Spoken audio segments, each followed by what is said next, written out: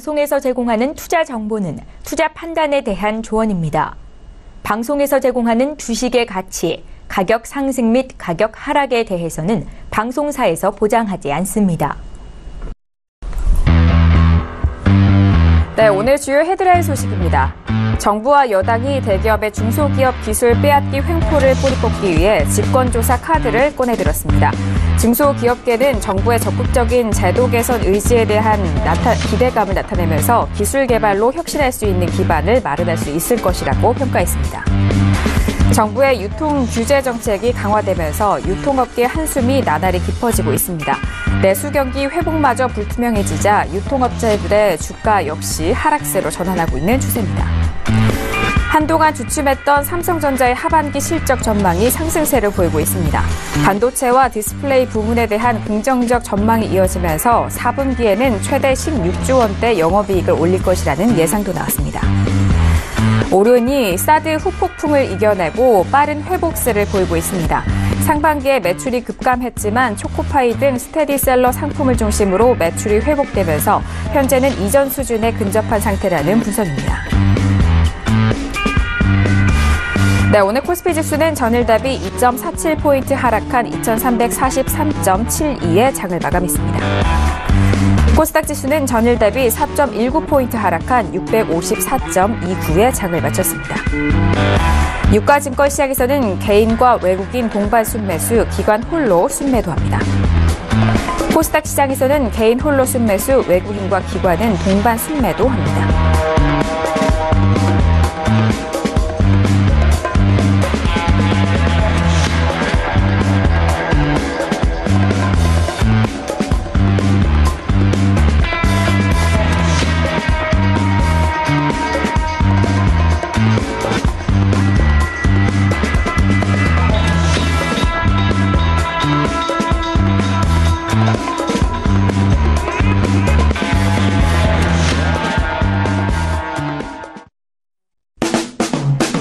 네, 안녕하세요. 평택촌놈 정석투자 MC 김은혜입니다. 자, 오늘은 금요일인데요. 금요일은 종목 클리닉 시간으로 그동안 여러분께서 보내주신 문제에 대한 내용 탄탄하게 상담을 해드리는 코너입니다. 자, 오늘은 두 분께서 직접 스튜디오에 나오셨는데요. 잠시 후에 뵙도록 하겠고요.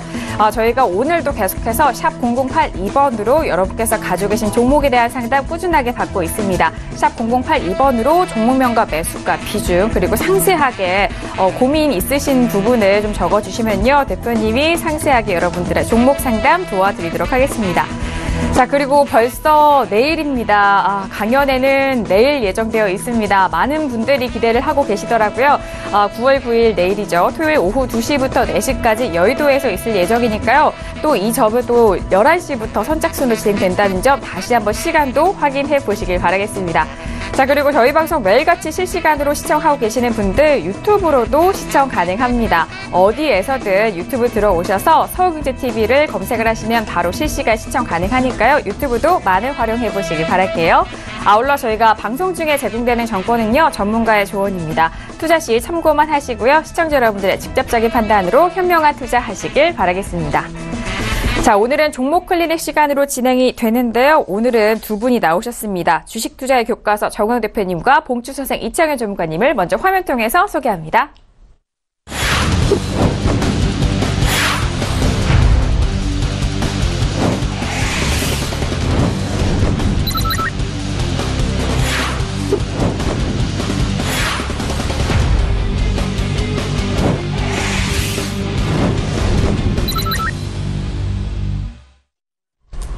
네, 정우영 대표님과 이창현 전문가님 인사 나눌게요. 어서 오세요. 네, 안녕하세요. 네, 반갑습니다. 네, 안녕하세요. 먼저 대표님과 인사 나눠보도록 하겠습니다. 대표님, 드디어 내일입니다. 정말 내일 강연에 문의 주시는 분들 정말 많으시고 문자로도 참여 가능하다라는 그런 문자도 많이 오거든요. 네, 한 말씀 해주실까요? 네, 제가 9월 9일을 직접 날짜를 정했습니다. 약 한 달 전인데요. 정말 절묘한 시점에 하는 것 같고요. 제가 조금 전에도 생각한 게 있어요. 원래 내일 추천해드릴 종목들 사실 며칠 전에 다 완성을 했습니다. 근데 조금 전에 그 생각을 했어요. 이 방송 끝나고 집에 가서 다시 최종 점검하고 거기서 일부는 수정해야겠다 이 생각을 실제로 했습니다. 지금 무슨 얘기냐, 결과를 떠나서 최선을 다해서 끝까지 여러분께 좋은 정보 드릴 수 있도록 노력하겠고요. 항상 그랬지만 토요일날 시간 내서 오셨던 분들 정말 오길 잘했다 이런 생각이 드실 정도로 제가 준비를 할 테니까 네. 내일 꼭 많이 참여해 주시기를 바라겠습니다. 네, 알겠습니다. 그동안에 강연회에서 공개됐던 종목에 대해서 리뷰를 또 꾸준하게 해주셨잖아요. 그 종목에 대해서는 또 강연회에 참석 못하신 분들은 같이 함께하지 못했을 텐데 이번에는 꼭 같이 오셔서 투자자별 맞춤 정보 꼭 가져가 보시길 바라겠습니다. 자, 이어서 봉추서생 이창현 전문가님과도 인사 나눠볼게요. 전문가님도 강연회에 함께하신다는 소식을 들었습니다. 네, 저도 강연회 가는데요. 만나면 반갑게 인사해 주시고요. 또, 저도 오늘도 최선을 다해서 전달하도록 하겠습니다. 네, 알겠습니다. 부끄러워하시는 그 표정이 너무 매력 있으신데 내일 직접 또 시청자 여러분들을 뵙는다면은 또 다양한 말씀 해주실 거잖아요. 내일 기대 많이 해보도록 하겠습니다. 자, 이렇게 오늘 종목 클리닉 시간으로 두 분과 함께 탄탄하게 꾸려갈 텐데요. 자, 오늘 먼저 양시장에 대해서는 약세 흐름을 보여줬는데 오늘 시장은 어떻게 한 줄로 정리를 해주셨을까요? 오늘장 한마디 바로 화면 통해서 확인합니다. 네, 평택촌놈의 오늘장 한마디입니다. 지수 긍정 요인은 전기전자, 부정 요인은 자동차라고 정리를 해주셨네요. 네, 오늘장 한마디 바로 엇갈린 흐름에 보였던 그런 업종을 또 나눠주신 것 같은데요. 자, 대표님 바로 풀어주실까요? 네, 지수에 대한 주간 전망과 주간 전략은 제가 차후에 설명드리겠고요. 지금 말씀드린 내용 그대로예요. 현재 지수를 견인하는 요인은 전기전자고요. 아래쪽으로 잡아당기는 요인은 자동차예요. 제가 이제 평일 방송을 통해서 말씀드린 적이 있습니다. 저는 시황을 분석할 때 기본적으로 1차적으로 등락 요소를 다 모읍니다. 그게 보통 10개에서 한 15개 정도 됩니다. 그러니까 뭐 여러분 잘 아시는 것처럼 뭐 수급 동향도 있고요. 그 다음에 뭐 어떤 특정한 업종, 특정한 대형주, 뭐 해외 증시, 이것저것 다 합치면 10개가 넘어요. 보통 10에서 15개 정도인데, 지금은 13개 정도로 제가 이제 나름대로 추린 상태고요. 그리고 이제 두 번째는 뭐냐. 그럼 그 등락 요소 중에서 가장 핵심이 뭐냐. 이걸 딱 꼽아요. 그 뭐라 그랬죠, 여러분? 삼성전자예요. 근데 제 예상대로 어떻습니까? 삼성전자 가고 있잖아요. 그래서 제가 그렇게 말씀드렸잖아요. 이거 믿고 제가 지수에 대해서 나름대로 긍정적으로 얘기했다 이렇게 설명드렸었는데, 지금 제 예상대로 전기전자, 곧 삼성전자를 의미하죠. 왜냐하면 삼성전자하고 전기전자 업종지수는 사실 거의 똑같기 때문에 삼성전자가 곧 전기전자라고 볼 수가 있습니다. 근데 그건 이제 예상대로 가는데 문제는 갑자기 자동차에서 문제가 생겼어요. 안 그래도 계속해서 악재가 나오고 뭔가 좀 안 좋았었는데 현재 이제 걸림돌이 됩니다. 그래서 이제 포인트는 그거예요. 긍정적인 요인이었던 삼성전자하고 부정적인 요인이었던 자동차가 어떻게 움직이냐. 이게 키포인트라는 얘기예요. 예를 들어서 긍정적 요인이었던 전기전자는 뭐 최소한 횡보 내지는 더 가고, 자동차가 반등 나오면 어떻게 되겠어요? 지수는 당연히 올라가죠. 근데 그게 아니라 반대로 그나마 잘 가던 전기전자 내려가고 자동차 역시 추가락하면 지수는 내려갈 수밖에 없거든요.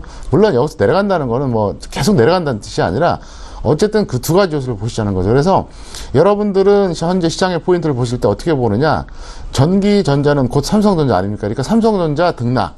그 다음에 정확하게 말하면 현대차를 비롯한 자동차 관련 대형주들 있지 않습니까? 뭐 현대차라든가 기아차, 현대모비스, 만도, 현대유아 이런 종목들이 있잖아요.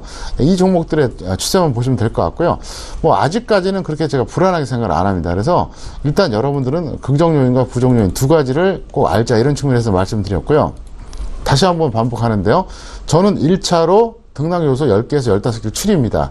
그 다음에 2차로 그 중에서 어떤 것이 지금 현재 상황에서 가장 핵심인가 그걸 딱 꼽아요. 그 다음에 3차로 어떻게 하느냐, 나머지 요인들, 그러니까 핵심 요인 한두 개 빼고 나머지 요인들을 역시 플러스 알파 해갖고 가감을 합니다. 그렇게 해서 전 시황을 분석하고요. 그걸 토대로 예측하는 겁니다. 쉽지는 않죠, 솔직히. 뭐 가르쳐줘도 솔직히 못해요, 대부분. 근데 어쨌든 저는 그렇게 한다는 것, 그리고 현재 긍정 요인, 부정 요인, 이걸 말씀드린 이유가 뭐냐면, 여러분들이 주식 투자를 5년 아니라 10년 해도 그런 분들이 있어요. 대충 아무거나 사놓고 내 종목 올라가나 내려가나 그것만 바라보는 분들이 엄청나게 많아요. 그럼 어떻게 되는지 아세요? 오래된 초보자 되는 거예요. 그러니까 우리가 지수가 됐든 종목이 됐든 이게 왜 올라가고 왜 떨어졌는지 원인을 먼저 찾아내고요. 네. 그 다음에 현재 상황에서 이걸 객관적으로 긍정적으로 볼 것인가 부정적으로 볼 것인가 이걸 또 판단하는 거예요. 그 다음에 분석을 거쳐서 예측으로 넘어가는 거예요.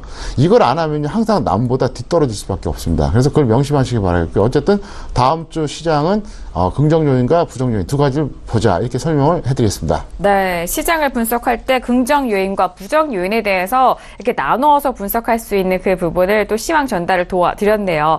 자, 이어서 주간 전망도 알아보도록 하겠습니다. 앞서서 어제 이제 삼성전자에 대한 상담 들어왔을 때 대표님이 홀딩 의견 주셨는데 역시나 삼성전자와 SK하이닉스가 뒷받침해준 우리 시장이었는데요. 자, 대표님 주간 전망은 또 어떻게 보시나요? 네, 주간 전망에 대해서 먼저 설명을 드리겠습니다. 저는 8월 저점 이탈보다는 지지 가능성이 높다 이렇게 보고 있어요. 이게 일단 핵심 포인트입니다. 코스피에 대해서 말씀드리겠고요.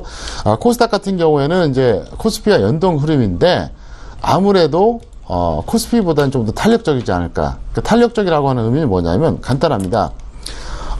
예를 들어서 똑같이 상승을 해요. 그러면 코스피보다 코스닥이 좀 더 올라가고 똑같이 하락해도 코스피보다는 코스닥이 좀 덜 떨어질 것 같습니다.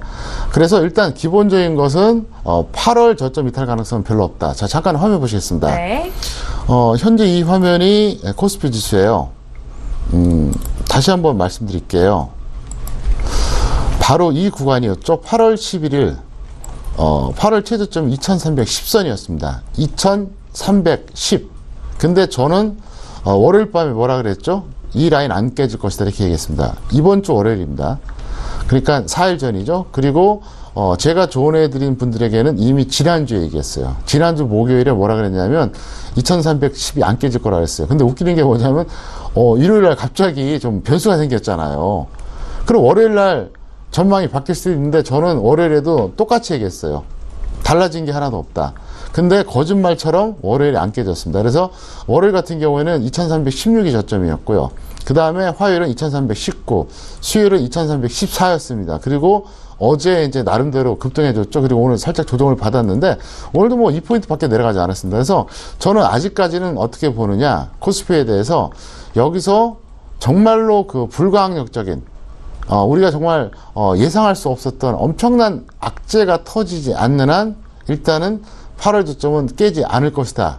이게 다음 주 전망의 핵심 포인트예요. 왜냐하면 시황이 왜 중요한지는 다 아시잖아요. 초보자분들은 잘 몰라요. 시황이 얼마나 중요한지. 시황이 중요한 이유가 뭐냐면 다시 한번 말씀드릴게요. 지금부터 6개월 동안 지수가 상승한다. 그러면 투자 안 하던 사람 하고요. 하던 사람 어떻게 합니까? 비중 늘리는 거예요. 반대로 지금부터 6개월 동안 지수가 하락한다. 그러면 어떻게 됩니까? 하던 사람 멈추고 안 하던 사람은 계속 관망해야겠죠. 그리고 이제 비중을 줄여야 되는 거고요. 왜? 확률 때문에 그래요. 시황에 따라서 3개월이라든가 6개월 정도 지났을 때 전체적인 상승이나 하락 종목이 연동될 수밖에 없습니다. 어느 정도까지는. 그래서 확률에 투자하는 겁니다. 주식은. 예를 들어서 지금부터 6개월, 1년 동안 지수가 계속 간다. 그러면 쉽게 말해서 10개 중에서 7, 8개는 올라가요. 반대 사항 같은 경우 10개 중에 7, 8개가 떨어지겠죠. 그러면 어떻게 될 것 같습니까? 당연히 지수가 올라갈 때 하지 않다가 하거나 아니면 비중을 늘려야겠죠. 그래서 시황이 첫 번째 요소예요. 그래서 이걸 여러분께 꼭 말씀드렸으니까 다음 주에는 그렇게 보시면 될 것 같습니다. 네, 알겠습니다. 다음 주 주간 전망에 대한 부분도 양시장 나눠서 꼼꼼하게 짚어드렸습니다. 그렇다면 전망에 이어서 전략도 짜봐야 할 텐데요. 대표님, 다음 주 주간 전략은 어떻게 보시나요? 네, 현물과 파생 두 가지로 나눠드리겠습니다. 현물 같은 경우에는 최근에 악재로 급락했던 자동차를 매수하시기 바랍니다. 최소한 단기적으로는 충분히 나온다고 봐요. 중기까지는 아직은 모르겠어요.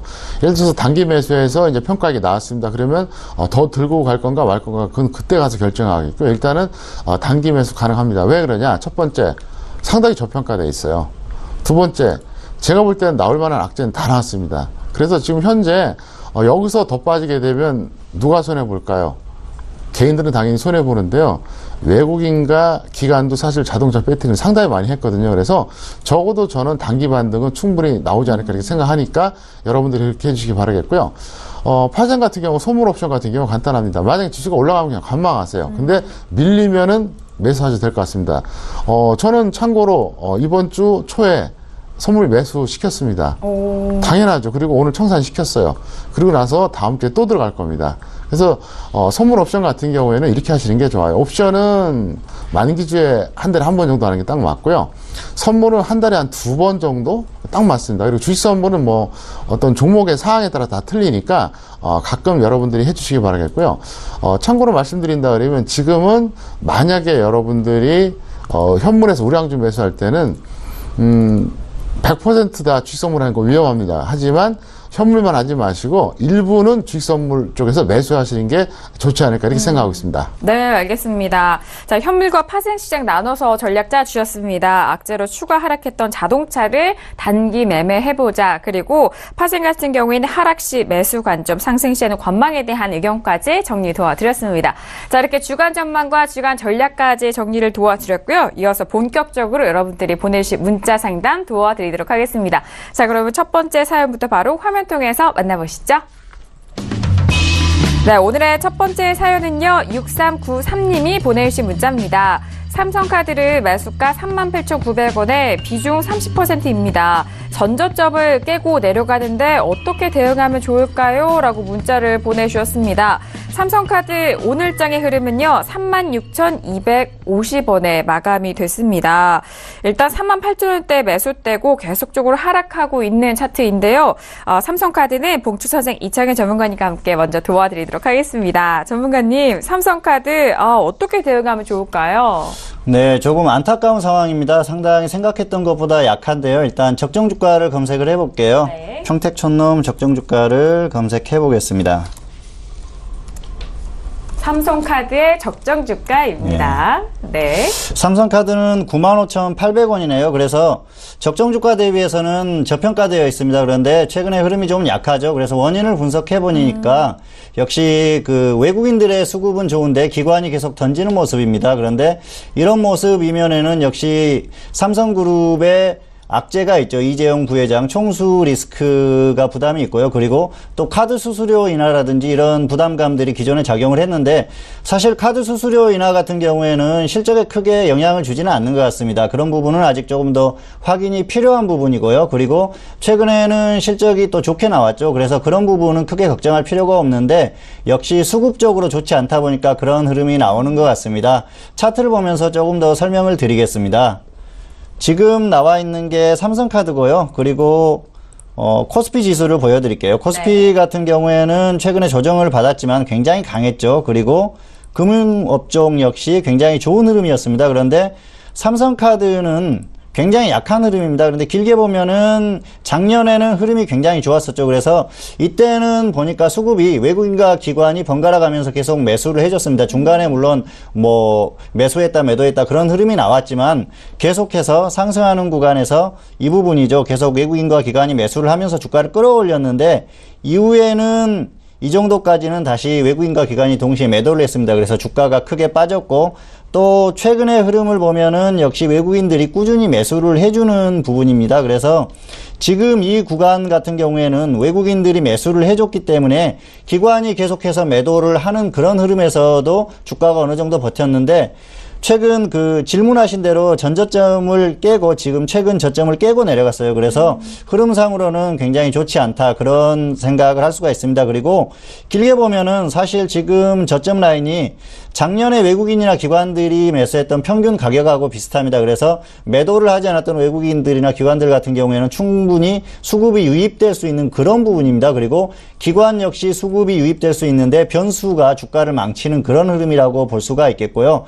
그래서 지금 같은 경우에는 여기서 더 하락하면은 지금 일단은 저점을 확인해야 되는 그런 부분을 거쳐야 되기 때문에 그때는 손절을 해줘야 된다는 거죠. 그리고 수익 역시 10%로 잡았는데 수익을 10%로 잡은 건 수익 구간을 한번 표시를 해드려 볼게요. 네. 수익이 43,000원이 조금 못 미치는 구간입니다. 그래서 이 정도가 되면은 지금 바닥에서는 20% 정도 상승한 부분이고요. 그리고 이렇게 고점을 표시를 해보면은 최근에 고점에서 계속 부딪히는 라인이죠. 그래서 상승하면은 다시 이 정도에서는 한 번쯤 꺾일 수 있는 그런 상황이기 때문에 일단 10% 정도만 노리시는 게 좋겠고요. 그리고 상승이 나오면 일단 확인을 하십시오. 상승이 나올 때 외국인의 수급이 유지가 되면서 기관의 수급이 개선이 되는지, 혹시 개선이 된다고 하면은 조금 더 끌고 가도 될 겁니다. 왜냐하면은 기관이 다시 매수를 해주고 외국인의 수급이 유지가 된다면은 추가 상승이 가능하겠죠. 그래서 매도를 하더라도 다시 한번 매수할 수 있는 그런 부분이 되기 때문에 그런 부분을 확인을 하셨으면 좋겠고요. 일단은 지금 주가가 하락하는 부분이 상당히 조금 좋지 않은 흐름을 보이고 있기 때문에 더 하락하면 손절은 해줘야 된다는 겁니다. 그래서 전반적인 여러 가지 상황을 봤을 때는 상승이 나와야 되는데 상승이 나오지 못하는 부분, 이런 걸 감안했을 때는 더 하락하면은 손절은 10%에 해주자. 그리고 반등이 나오면 일단 계속 최근에 고점에서 부딪히는 그런 라인인 플러스 10% 정도까지만 수익을 노리고 정리를 하자는 겁니다. 그래서 삼성카드 같은 경우에는 손절 10%, 수익 10% 이 정도만 보시면 좋을 것 같습니다. 네, 수급적인 그런 분석까지 함께 도와드렸어요. 외국인 수급이 유지된 채로 기관의 수급까지 추가가 된다면 더욱더 홀딩을 하면서 보자라는 의견이시고요. 손절 10%, 수익 10%에 대한 의견까지 덧붙여 주셨습니다. 자, 이렇게 첫 번째 삼성카드 종목 상담 도와드렸고요. 이어서 다음 사연도 바로 화면 통해서 만나봅니다. 네, 이번에 보내주신 문자는요, 0052님이 보내신 문자입니다. 요즘 평촌님 덕분에 주식을 공부하고 있는 초보자입니다. 아스트를 19,300원에 350원에 나름 21선 밑이라고 매수했는데 61선 밑까지 빠져버리더라고요. 손절을 해야 될까요? 61선과 120, 181선은 정배열 상태이던데요. 비중은 20%입니다. 라고 문자 보내주셨습니다. 네, 일단은 아스트를 19,350원에 매수를 하셨다라는 부분이에요. 비중 20%고요. 자, 오늘 장은 17,000원에 마감이 됐는데요. 아스트에 대해서는요, 평택촌놈 정우영 대표님과 함께 여쭤보도록 하겠습니다. 대표님, 일단 나름대로 이동평균선에 대해서 좀 궁금하신 부분도 많은 것 같아요. 저는 간단하게 답변 드리려고 준비를 했는데 네. 간단 강의를 해야 될 것 같아요. 일단 전략부터 짜드릴게요. 네. 추가 매수하세요. 그 다음에 평균가 대비 본전에 다 던지던가 아니면 마이너스 10% 손절을 꼭 해주시길 바라겠고요. 네. 왜 강의를 해드려야 되는지 설명을 드릴게요. 바로 차트 보시겠습니다. 제가 항상 그랬죠. 상승 추세 종목에 대해서 먼저 정의를 내려드렸죠. 파란색 61선이 빨간색 120선 돌파한다. 이때부터가 상승 추세입니다. 그러니까 지금 이 종목은 추세가 어떻게 되죠? 여전히 상승 추세요. 자, 이럴 때 뭐라고 얘기했었냐면 21선 아래에서 매수하던가, 이 검은색이 21선이거든요. 아니면 61선 깨지기 전에 매수하던가. 이 파란색 61선이에요. 그 다음에 120선 깨지고 나서 매수하던가. 세 가지 중에 하나를 했잖아요. 근데 이분은 응용을 못 하신 거예요. 왜 응용 못했는지 설명드려볼까요? 자, 현재 이 종목의 추세가 어떻습니까? 보시면은 어때요? 지금 가장 고점이 언제입니까? 7월 하순이었죠. 자, 그 이후로 코스닥 지수 보여드릴게요. 자, 이게 코스닥입니다. 보세요. 7월 25일 고점 기록하고 8월 11일까지 내려갔어요. 분명히 내려갔죠? 그러면 응용을 못했다고 하는 게 뭐냐면, 자, 이 종목 똑같습니다. 자, 7월 하순에 고점 찍었죠? 그리고 어쨌든 8월 중순까지 내려왔거든요. 무슨 얘기냐? 코스닥 지수가 7월 하순에 고점 찍고 8월 중순까지 좀 내려왔잖아요. 그러면 아무리 높아도 이거는 21선이 아니죠. 61선 위나 어떻게 한다? 120선 아래가 맞는 거죠. 그러니까 코스닥 지수가 계속 탄력을 받으면 21선 아래에서 매수하는 게 맞아요. 근데 자, 코스닥 지수가 내려가면서 전체적으로 시장 전체가 어때요? 탄력이 떨어지죠. 그러면 21선 적용하면 안 되는 거죠. 그러니까 응용을 못 하는 거예요. 다시 한번 설명드릴게요. 상승 추세형의 종목은 세 가지 버전이 있어요. 21선 아래가 있고요. 61선 위가 있고 121선 아래가 있습니다. 근데 이 종목 같은 경우에 코스닥 지수가 거의 연동이 됐습니다. 자, 그럴 경우 어떻게 한다? 21선 아래는 아니죠. 지수가 내려가면 이 종목도 내려갈 가능성이 높잖아요. 그러면 아무리 높아도 61선 위에 웬만하면 120선까지 기다리는 게 이게 정석이에요.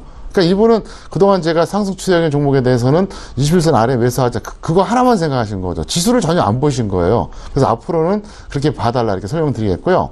자, 실전에서는 어떻게 하는 게 정석이냐 설명드릴게요. 이거는 일단 60선 깨지기 전에 매수하는 게 맞아요. 그래서 살짝 더 밀렸을 때 한 5% 정도 여기서 손절해 주던가 아니면 반등 나왔을 때 던지는 게 정석입니다. 왜 그러냐?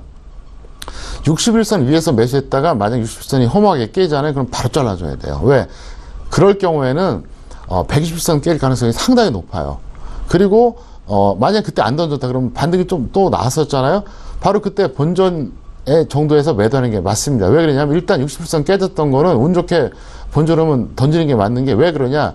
결과적으로 다시 내려갈 가능성이 높다는 거예요. 그래서 어쨌든 이분은 이제 공부를 잘 하셨는데 앞으로는 꼭 응용하시기를 바라겠습니다. 네, 알겠습니다. 아스트에 대해서 이동평균선에 대한 부분도 여쭤보셨는데 그에 맞게 또 문자 내용 상세하게 또 상담을 도와드렸으니까요. 이 부분 잘 참고해서 대응해 보시길 바라겠습니다. 자, 이어서 다음 사연도 빠르게 만나보시죠. 화면 통해서 확인합니다. 네, 이번에 보내주신 문자는요. 3294님이 보내주신 문자입니다. 안녕하세요. 매일 꼭 시청하는 애청자 중 한 사람입니다. 솔브레인 매수가 71,000원에 비중 30% 보유하고 있는데 어떻게 해야 할지 꼭 진단해 주세요. 라고 문자를 보내주셨습니다.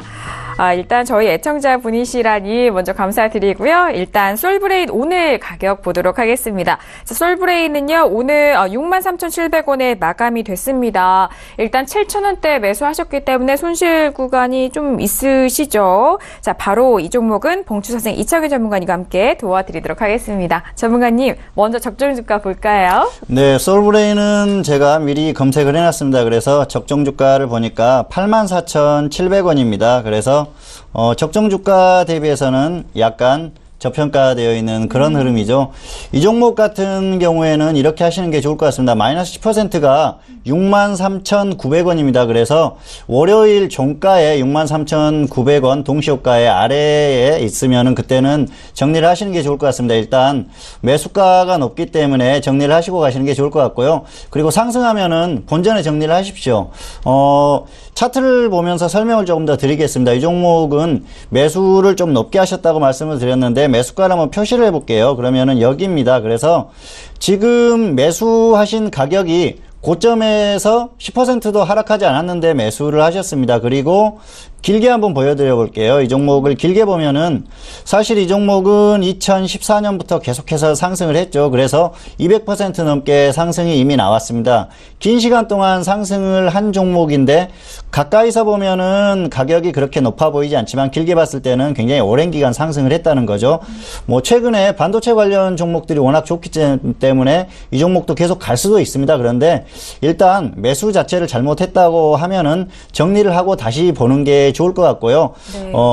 기술적으로 봐도 21선을 이탈한 것 같지만 가격적으로 너무 부담이 있다는 겁니다. 그리고 본전이 왔다가 다시 하락하면은 61선을 바로 이탈하게 되는데 그때는 또 121선 이탈 가능성이 높아지기 때문에 아예 본전이 오면은 일단 정리를 하고 그리고 나서 다시 121선을 이탈하면은 매수를 고민을 해보자는 거죠. 그리고 바닥에서 봤을 때 본전까지가 거의 20% 정도 됩니다. 그러면 단기적으로는 상승이 어느 정도 나왔기 때문에 조정받을 가능성이 있다는 겁니다. 그런데 조정을 받으면 61선을 이탈할 가능성이 높다는 겁니다. 그래서 그렇게 봤을 때는 일단 본전이나 마이너스 10%의 정리를 하고 다른 강한 종목이 눌림목을 주는 종목이나 아니면은 바닥권에 있는 종목을 저점 매수를 하시는 게 좋을 것 같고요. 이 종목은 사실 차트가 굉장히 정직합니다. 한번 길게 보여드려 볼게요.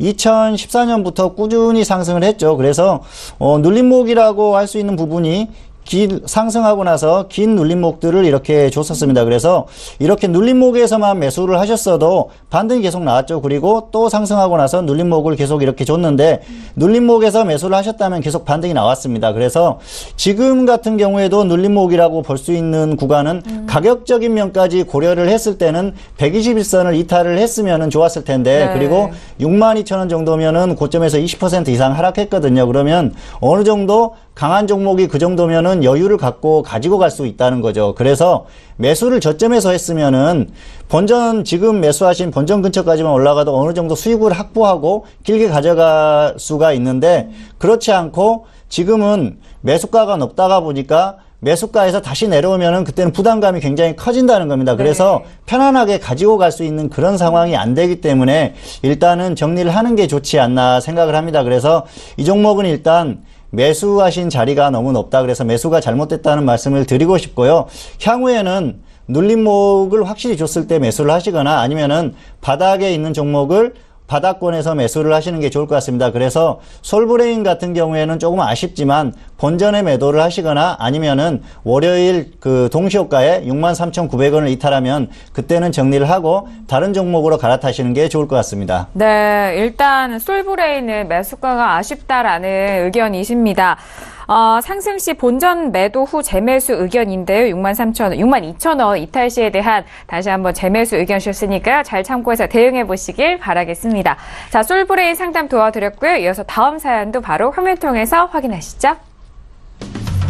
네, 이번에 보내주신 문자는요. 5535님이 보내주신 문자입니다. 평소님 반갑습니다. 원익홀딩스 매수가 8,320원에 비중 30%입니다. 진단 부탁드립니다. 하고 하트를 많이 보내주셨습니다.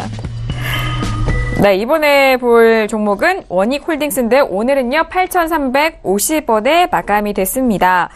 일단 매수가 근처예요. 이전에는 최고가 9,000원대까지 올라갔었는데요. 대표님 원익홀딩스 어떻게 점검할 수 있을까요? 네, 매수는 잘하셨습니다. 네. 왜 잘했냐면 일단 저평가돼 있어요. 지금 현재 가격대가 8,300원대잖아요. 근데 적정 주가가 지금 제가 조회해 보니까 26,900원짜리입니다. 그러니까 약 27,000원이에요. 그러니까 대략 지금 잡아도 어때요? 3분의 1이 안 돼요. 그리고 차트상으로도 큰 무리가 없습니다. 그래서 일단 이 종목은 매수는 잘하셨다 이렇게 설명드리겠고요. 전략은 간단합니다. 매수가 대비 손절 10%, 수익 10% 정도만 가져가세요. 지금은 단기가 맞습니다. 왜 그러냐면 여러 가지 종합적으로 봤을 때 단기가 맞는 게 일단은 이 종목은 지수 역형형이 아니라 지수 연동형이에요. 차트 잠깐 보시겠습니다. 네. 보시면 이 종목의 고점이 언제였어요? 7월 하순이었죠? 그리고 8월 중순까지 일단 한번 내려왔다가 최근에 반등 이후에 다시 내려왔어요. 무슨 얘기냐?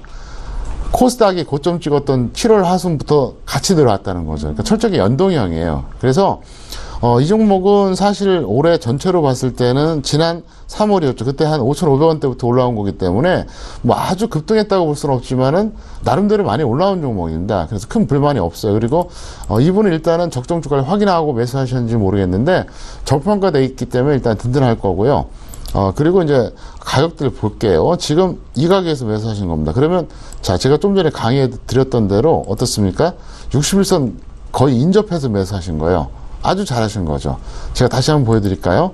자, 매수 가격대가 여기입니다. 8,320원 대충 이 정도죠. 그런데 자, 지수가 내려오고 나서 이 종목 내려올 때 그러니까 거의 61선 깨지기 직전에 매수하신 겁니다. 그래서 원칙대로 본다 그러면 이 종목은 반등이 나왔다 다시 밀리고 또 다시 반등 나오는 이런 형태이기 때문에 원래는 이거를 던져야 돼요. 던지고 더 빠지면 매수하고 아니면은 그냥 관망하고 왜 다른 종목 잡으면 되니까 그렇게 하는 게 맞는데 어차피 이제 계속 한 2주 정도 지금 거의 홀딩 하셨다고 봤을 때 제가 보기에는 일단 그냥 손절 10% 수익 10%도 될 것 같습니다. 왜 그러냐? 저평가되어 있거든요. 그래서 매수 잘하셨고 그 대응만 잘하시면은 될 것 같습니다. 네, 알겠습니다. 원익홀딩스 일단 적정 주가도 함께 도와드렸는데요. 적정 주가에 대해서는 26,900원, 현재 주가는 저평가되어 있습니다. 손절 10%, 수익 10% 의견 주셨으니까요. 잘 대응해 보시기 바라겠습니다. 저희가 오늘 종목 클리닉 시간으로 다양한 종목에 대해서 상담 도와드리고 있는데요. 이 내용은 투자 판단에 대한 조언입니다. 해당 주식의 가치와 수익률을 보장하지 않는다는 점 다시 한번 고지 도와드리도록 하겠습니다. 자, 이어서 다음 사연도 빠르게 화면 통해서 확인합니다. 네, 이번에 보내주신 문자는요. 7753님이 보내주신 문자입니다. W게임즈를 55,000원에 매수, 비중 30%입니다. 앞으로의 전망 부탁드립니다. 라고 문자 주셨네요. 자, W게임즈 게임주인데요. 오늘은 55,200원에 마감이 됐습니다. 일단 그래도 뭐 소폭의 수익 구간이시긴 하니까요. 네, 이 종목은 이창희 전문가님과 함께 도와드릴게요. 전문가님. 네, 일단 W게임즈도 적정 주가를 한번 검색해 보겠습니다. 네. 평택천놈 적정 주가가 61,000원입니다. 제가 미리 검색을 해놨는데요. 그래서 거의 적정 주가하고 큰 차이가 없다고 보시면 되고요. 적정 주가에 관계없이 그냥 대응을 하시면 좋을 것 같습니다. 이 종목 같은 경우에는 4월에 급등을 했었죠. 그 이후에 계속 버티는 흐름인데 일단 그냥 상승하면은 수익은 15% 정도만 보십시오. 그리고 지금 거의 본전 근처인데 본전 오면은 절반을 매도를 하십시오. 왜냐하면 더 하락할 가능성도 있기 때문에 위험 관리도 조금 필요하다고 봅니다. 그래서 그냥 가면은 수익은 15%, 더 빠지면은 5만 원에 추가를 하십시오. 그래서 평균가 대비해서 손절 10%, 수익은 20% 이 정도만 보시면 좋을 것 같습니다. 최근에 게임주들이 흐름이 굉장히 좋은 것 같습니다. 그래서 이 종목도 어느 정도 버티는 힘이 나오지 않을까 그렇게 생각을 하는데, 하지만 뭐 주가라는 게 그렇게 예상대로 움직여주면 좋지만 그렇지 않을 수도 있기 때문에 위험 관리를 하자는 겁니다. 차트를 보면서 설명을 조금 더 드리겠습니다. 지금 화면에 나와 있는 게 W게임즈고요.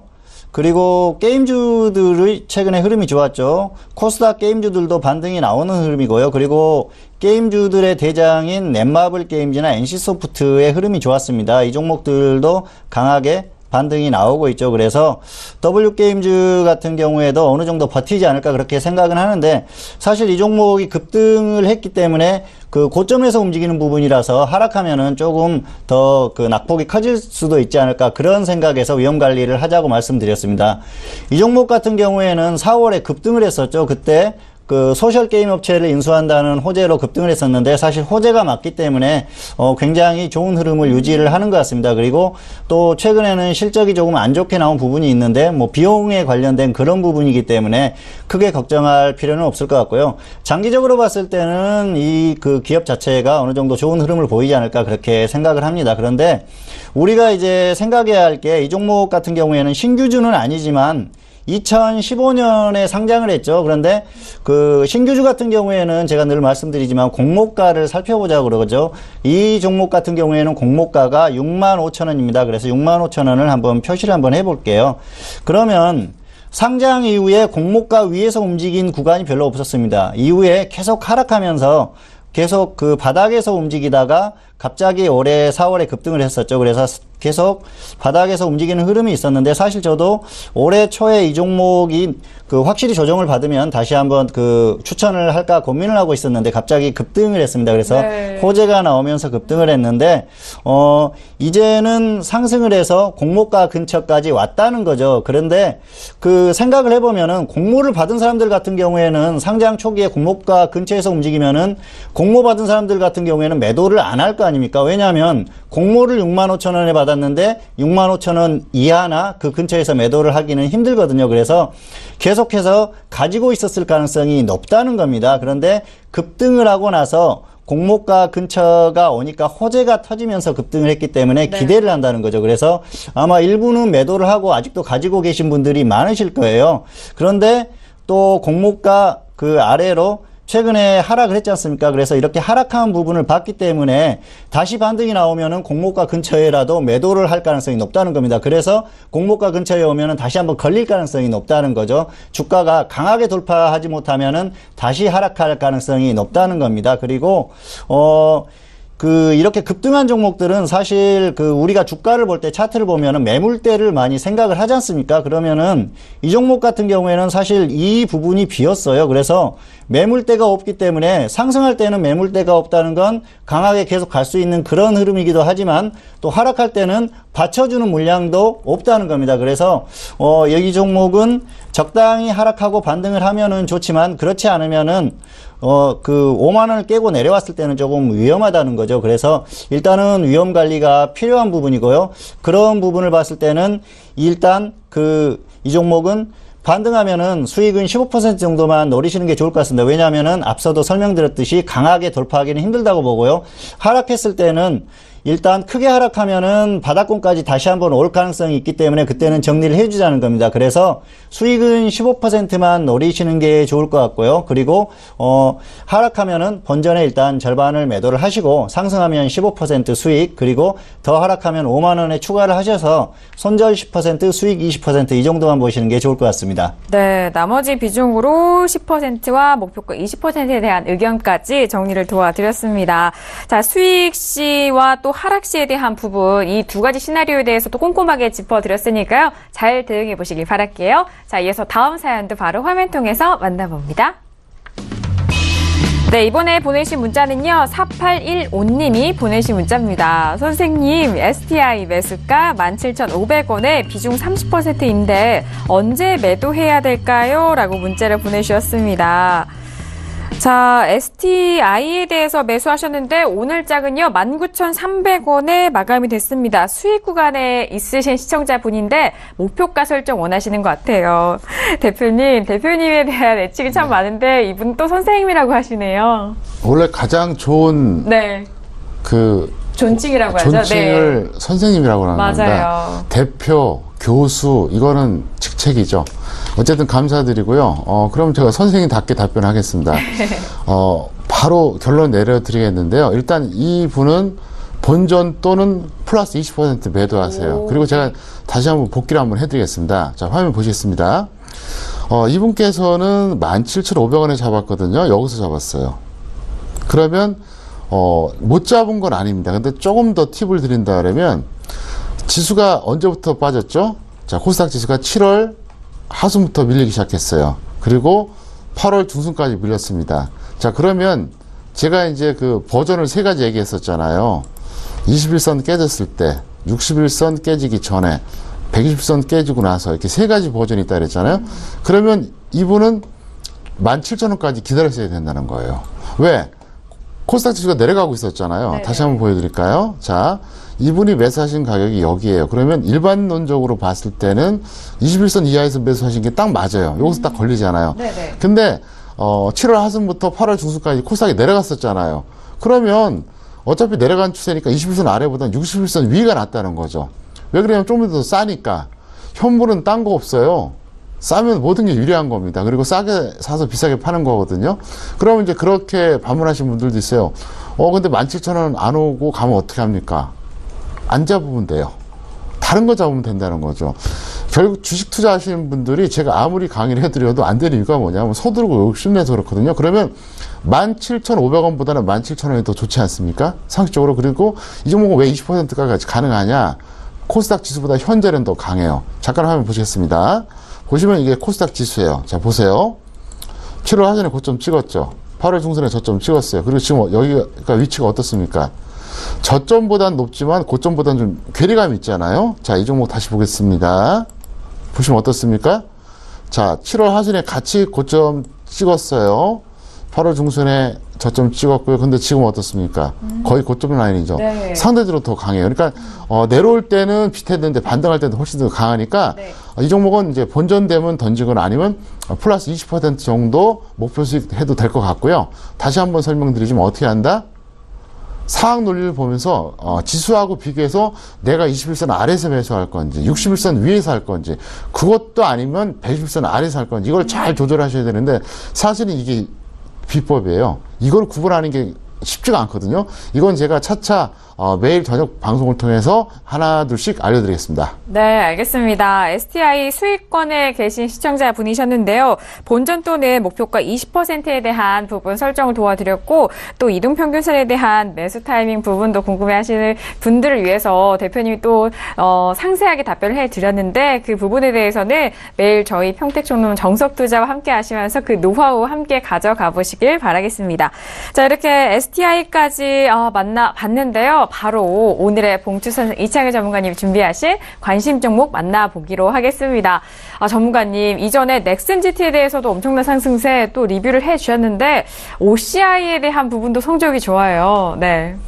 네, 그 관심 종목으로 말씀드렸던 종목 중에 물론 가지 않고 또 손절한 종목들도 있습니다. 그런데 잘 가는 종목들도 있는데요. 네. 이번 주에는 OCI가 흐름이 좋았었던 것 같습니다. OCI 같은 경우에는 제가 추천을 한 지는 좀 됐죠. 5월에 관심 종목으로 말씀을 드렸던 종목인데 네. 매수가가 온 건 1차 매수 85,000원이 7월에 왔었죠. 그래서 7월에 매수가 되고 나서 이번 주에 20% 이상 상승이 나왔습니다. 그래서 기준대로 하셨던 분들 같은 경우에는 매도를 하셨을 수도 있을 것 같고요. 가지고 계신 분들도 있을 것 같습니다. 그래서 매도를 하신 분들 같은 경우에는 흐름이 좋기 때문에 21선 이하에서 재매수를 고민을 해보시는 게 좋을 것 같습니다. 아무래도 뭐 21선을 이탈해서 61선에 가까워지는 그런 부분이라면은 충분히 최근에 흐름이 좋기 때문에 기관이나 외국인들이 계속 매수를 해주는 그런 흐름이거든요. 네네. 그래서 이런 종목들 같은 경우에는 기관이나 외국인들이 굉장히 또 사랑할 수 있는 그런 종목입니다. 우량주이면서 가벼워서 강하게 갈 수 있는 그런 종목이기 때문에 충분히 향후에도 탄력이 나올 것 같고요. 가지고 계신 분들은 아주 길게 잡는다면은 본전이 오지 않는다면은 계속 들고 가보셔도 흐름이 워낙 좋기 때문에 괜찮지 않을까 그렇게 생각을 하고 있습니다. 그래서 웬만하면 OCI 같은 경우에는 흐름이 좋기 때문에 추가적인 상승이 나오겠다 그렇게 생각을 하고요. 또 향후에 또 질문을 하시면은 답변을 드리면 될 것 같습니다. 그리고 오늘도 두 종목을 준비를 했는데요. 첫 번째 종목은 SFA입니다. 그래서 SFA 같은 경우에는 코스닥 종목이죠. 네. 이 종목은 사실 코스닥에서도 제가 굉장히 안정적인 종목이라고 생각을 하는데 1차 매수를 36,000원, 2차를 33,000원 이렇게 정했습니다. 그래서 안정적으로 보는 게 제가 네. 기업 내용을 한번 보여드려 볼게요. 그래서 이 기업 내용을 보면은 이 종목 같은 경우에는 지분 구조가 좋습니다. 그래서 코스닥 종목들 같은 경우에는 코스닥의 대형주나 우량주라고 하더라도 국민연금이 들어가 있는 종목이 별로 없거든요. 그런데 이 종목은 3대 주주가 국민연금입니다. 그리고 2대 주주를 보면은 삼성 디스플레이죠. 그래서 안정적으로 볼 수 있는 종목이라는 겁니다. 그리고 기업 내용 자체도 매출이나 이런 것들이 안정적으로 흘러가기 때문에 굉장히 안정적으로 볼 수 있는 그런 종목이라고 할 수가 있고요. 그리고 차트를 보더라도 최근에 조정을 충분히 받았습니다. 조정을 받고 나서 반등이 조금 나오려는 흐름인데 어쨌든 기술적으로는 61선이 120선을 이탈하면서 하락 전환은 됐지만 이게 크게 빠질 것 같지는 않습니다. 그래서 코스닥이 가는 흐름이라면은 SFA는 반드시 갈 수밖에 없는 그런 흐름이기 때문에 이 종목은 직장인들이 단기로 접근을 해보셔도 무방하지 않을까 그렇게 생각을 합니다. 그래서 안정적으로 코스닥 종목에 접근을 하고 싶으신 분들은 충분히 강한 종목이고 그리고 눌림목을 줬기 때문에 매수를 해보셔도 괜찮을 것 같습니다. 그리고 두 번째 종목 같은 경우에는 에코바이오입니다. 이 종목은 최근에 조금 급등이 나왔다가 조정을 받았죠. 그래서 지금 일단 단기에는 바닥을 다지고 약간 반등이 나오는 흐름인데 이 종목은 테마로 움직였던 종목입니다. 정부 정책 관련주죠. 에코바이오라는 이름답게 신재생 에너지 관련주로 해서 움직이는 흐름인데 지금 최근까지는 국내 증시 흐름이 어땠습니까? 굉장히 어수선했었죠. 북한 관련 리스크도 있었고 또 여러 가지 문제들이 발생하면서 어수선한 흐름이었는데 어느 정도 이런 흐름들이 안정화되면은 그때는 또 정부 정책 관련한 종목들이 잘 움직일 수 있는 그런 흐름이 나올 거라는 거죠. 그리고 앞으로는 또 코스닥이 움직이면서 그런 흐름이 충분히 나오지 않을까 생각을 합니다. 그리고 최근에 며칠 동안의 흐름을 보면 그런 흐름이 나오고 있는 것도 사실입니다. 그래서 다시 한번 관심을 가져도 되지 않을까 생각을 하고요. 에코바이오 같은 경우에는 9,500원 그리고 8,900원 이렇게 1, 2차 매수가를 정해드렸습니다. 그래서 이 종목 같은 경우에는 전업들이 매수를 하시는 게 더 나을 것 같아요. 왜냐하면은 움직임이 굉장히 크게 나올 수 있는 단기에 그렇게 나올 수 있는 그런 움직임이기 때문에 즉시 이렇게 대응을 할 수 있는 전업들이 하시는 게 나을 것 같고요. 기준대로 해보시면은 크게 무리가 없을 것 같습니다. 왜냐하면은 급등이 나왔다가 조정을 받았다고 하더라도 거의 지금 최근에 저점 부근이거든요. 그래서 크게 무리가 없을 것 같고요. 굳이 추격 매수하고 그럴 필요는 없을 것 같습니다. 두 종목 다 가격이 오면은 매수를 하고 아니면은 그만이라는 생각으로 대응을 하시면은 좋을 것 같습니다. 네, 알겠습니다. 이전에 OCI에 대한 부분은 목표가 20% 도달을 했는데 최근에 추세가 좋기 때문에 21선 이탈 시 다시 한번 재매수하는 전략도 말씀드렸으니까요. OCI 잘 대응해 보시길 바라겠고요. 오늘 두 가지 관심 종목도 만나봤습니다. 자, 대표님과도 함께 이야기 나눠보고 싶은데 두 종목 어떻게 보세요? 네, 제가 솔직히 말씀드리겠습니다. 네네. 지금 봉춘 선생이 얘기할 때 내일 추천주 최종적으로 어떻게 할 건가 그거 좀 고민하고 있었어요. 그래서 두 종목 제대로 검토 못했고요. 둘 다 일단은 괜찮을 겁니다. 그리고 저는 지금 이 시간까지도 내일 어떤 걸 전달할 건가 지금 그쵸. 계속 고민하고 있어요. 네네. 아마 집에 가서 제가 집에 도착하면 12시가 넘습니다. 그래서 최종적으로 완전히 정해놓고 아마 잠을 잘 것 같고요. 결과를 떠나서 저는 스스로에게 부끄럽지 않도록 노력합니다. 그리고 항상 여러분들을 위해서 진심 어린 조언해드리고요. 앞으로도 지금처럼 계속 그렇게 끝까지 좋은 내용 전달해드리겠습니다. 네, 알겠습니다. 역시나 내일 강연회를 앞두고 정말 철저하게 준비하는 그런 모습이세요. 일단 앞서서 봉추 선생, 이창현 전문가님이 말씀해주신 종목은 SFA와 에코바이오인데요. SFA는 직장인 단기로, 그리고 에코바이오는 전업 단기로 또 말씀을 해주셨으니까요. 잘 참고해 보시길 바라겠습니다. 자, 오늘도 종목 클리닉 시간으로 다양한 정보를 말씀드렸는데요. 이 정보는 투자 판단에 대한 조언입니다. 해당 주식의 가치와 수익률을 보장하지 않는다는 점 다시 한번 고지 도와드리도록 하겠습니다. 자, 오늘 두 분과는 여기서 인사 나누도록 하겠고요. 내일 강연에서 뵙도록 하겠습니다. 감사합니다, 두 분. 네. 네, 오늘 정말 알차게 보내드렸는데요. 내일입니다. 9월 9일 강연에 오후 2시에서 4시까지 여의도로 달려오시면 되고요. 선착순으로 진행된다는 점, 이번 하반기 시작을 돌파할 수 있는 정보 꼭 가져가 보시길 바라겠습니다. 자, 오늘 저희가 준비한 소식과 내용은 여기까지고요. 저희는 다음 주 월요일 다시 돌아오도록 하겠습니다. 함께해 주신 여러분 고맙습니다.